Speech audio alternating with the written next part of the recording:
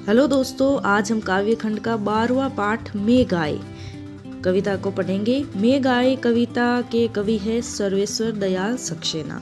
तो चलो हम इनकी आज पूरी व्याख्या करेंगे। मेघ आए बने बड़े बन ठनके संवर के, आगे आगे नाचती गाती बयार चली। मेघ आए, मेघ यानी बादल, बादल आए हैं बड़े बन ठनके यानी कि वो अपने आप बादलों में पूरा वर्षा का पानी, जो पानी होता है, पूरे काले काले बन के आए हैं, खाली नहीं है, वो पूरे भरकर आए हैं। आगे आगे नाचती गातर बयार चली। बयार यानी होती है हवा, मतलब पहले हवा आती है, हवा के साथ वो बादल चलते हैं और वो हमारे ऊपर आसमान में मंडरा रहे हैं, संवर कर वो आए हैं। इसका दूसरा मतलब ये निकला है कि गांव में कौन आए हैं, दामाद आए हैं, बन ठन के यानी कि संवर के सज के हमारे यहाँ दामाद आए हैं। और नाचती गाती यानी कि नाचती गाती हुई महिलाएं खुशी और उल्लास का जश्न मना रही है, यानी कि उन घर की महिलाएं खुश है, मेहमान आने पर क्या है, खुश है वो। दरवाजे खिड़कियां खुलने लगी, गली गली पाहुन ज्यों आए हो गांव में शहर के। जैसे ही गांव में शहर के पाहुन यानी पाहुने दामाद घर में, शहर के दामाद गांव में आते हैं तो दरवाजे खिड़कियां खुलने लगी, यानी कि उन्हें देखने के लिए घर घर के आसपास गली गली में खिड़कियां दरवाजे खुलने लगे हैं। किस लिए? उन दामाद को देखने के लिए।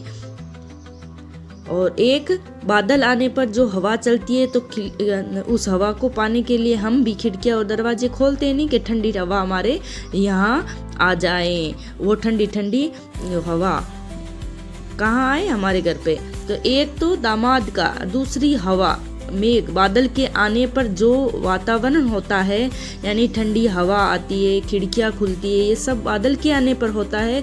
वैसे ही दामाद के आने पर भी लोगों में खुशी होती है, दरवाजे खिड़कियां खोलते हैं और उन दामाद को देखने के लिए गली गली में दरवाजे खिड़कियां खोलते हैं ना, वैसे ही मेघ आए बड़े बंधन के संवर के। अगला देखो, पेड़ झुक झांकने लगे गर्दन उचकाए, आंधी चली धूल भागी घाघरा उठाए। पेड़ झुक झांकने लगे यानी पेड़ झुक, जब बरसात आती है, बरसात आती है तो पेड़, जो भारी पेड़ होते हैं वो भी झुक जाते हैं ना, झुक जाते हैं। उनकी बरसात के पानी से क्यों पत्ते भारी हो जाते हैं, वो झुक जाते हैं। तो आंधी चली, आंधी भी आती है, धूल भागी घाघरा उठाई, यानी आंधी आती तो पेड़ कभी इधर हिलते हैं कभी उधर उलते हैं। तो इसका दूसरा अर्थ ऐसे निकालते हैं कि जैसे पावना दामाद हमारे गांव में आते हैं तो वहाँ की धूल भागी घाघरा, यानी कि वो वहाँ की नारियाँ, लड़कियाँ, सखियाँ जो भी हो, वो पेड़ की तरह कभी ऊपर अपनी एड़ी को ऊपर नीचे करते हुए झांकते हैं कि कहाँ तक आए हैं वो दामाद। कभी गर्दन को नीचे झुकाते हैं, कभी ऊपर करते हैं, ऐसे करते हुए वे उन्हें देखते हैं। तो इसकी तुलना पेड़ झुकाए, कभी झुक के देखते हैं, कभी ऊपर होकर झुकते हैं कि पावना कितनी दूर है। इस प्रकार से इसका अर्थ है। बाकी चितवन उठा नदी ठिठकी घूंघट सरके, मेघ आए बड़े बंधन के। बाकी चितवन उठा यानी तिरछी नजर से किसे देख रहे हैं? पावने आने को। नदी ठिठकी घूंघट सरके, नदी किसकी तुलना है? एक नववधू की है कि जैसे ही नववधू ठिठकती हुई, शर्माती हुई तिरछी नजर से देखती है तो उसके घूंघट सरकने लगता है। यानी नदी बादलों का इंतजार कर रही है कि वो बादल कब बरसे और कब वो अपने कम पानी, मतलब ज्यादा नदी में ज्यादा पानी हो। वो तिरछी नजर से किसे देख रही है? बादल को। कौन? नदी देख रही है। मेघ आए बड़े बंधन के संवर के। अगला देखो, बूढ़े पीपल ने आगे बढ़कर जुहार की, बरस बाद सुधी लेनी, बोली अकुलाई लता ओट की किमार की, हरसाया ताल लाया पानी परात भर के।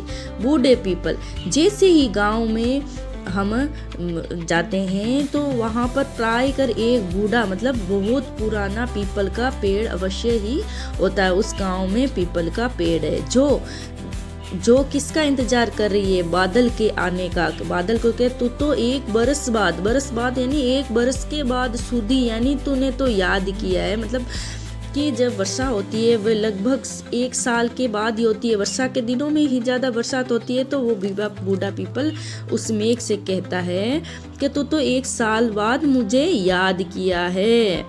तो दूसरा अर्थ ये है, बूढ़ा पीपल किससे है, बूढ़े व्यक्ति से, यानी बूढ़े जो हमारे बड़े बुजुर्ग होते हैं वो बाहर जब कोई आते हैं तो बाहर अपने चौक पर बैठे रहते हैं ना, इंतजार करते हैं। तो वह उस दामाद से कह रहे हैं कि आप तो बहुत ही बरस बाद आए हो। उनसे जुहार यानी बोल रहे हैं, कह रहे हो कि आप तो बरस बाद सुधी लेनी अपने यहाँ गांव की, बहुत बरसों बाद एक साल बाद आए हैं। बोली अकुलाई लटा ओट ओ कीमार की। बोली अकुलाई यानी उत्तेजित होकर लता रूपी सखी बोल रही है कीमाड़ के ऊपर।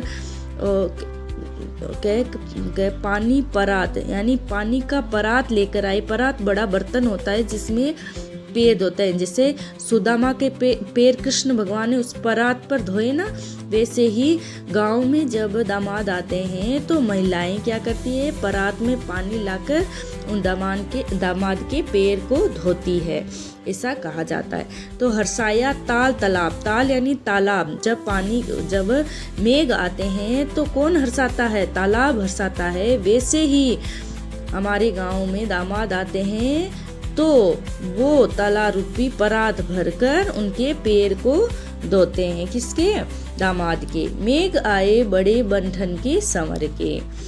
बादल बड़े बंठन के संवर कर आए हैं, यानी वर्षा का पानी लेके आए हैं।